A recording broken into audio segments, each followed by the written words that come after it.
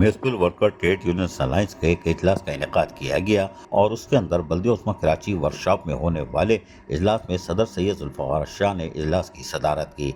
इजलास में आलमी यौम मजदूर यानी 1 मई में के हवाले से टाउन के रिटायर मुलाजमीन के पेंशन केसेस के सिलसिले में होने वाली पेशरफ और फाइटर डे मनाने के इंतजाम का भी जायजा लिया गया। इस सिलसिले में आज सजन यूनियन का मशवरती इजलास सैयद जुल्फ़िकार शाह की सदारत हुआ, जिसमें फैसला किया गया हफ्ते को अलायंस के इजलास में मशावरत के बाद हतमी फैसले किए जाएंगे, लेकिन यौम मई और जो कि मजदूरों का आलमी दिन है उसको शाय निशान तरीके से मनाने के लिए तमाम तर तैयारियों को हतमी शक्ल भी दे दी जाएगी और इसके लिए तमाम यूनियन के रहनुमाओं को बाकायदा आगाह कर दिया गया है।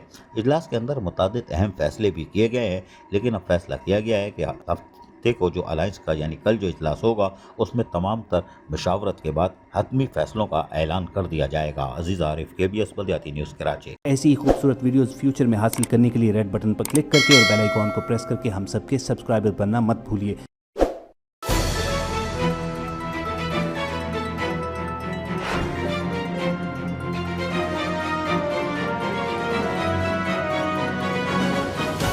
KBS बल्दियाती न्यूज़।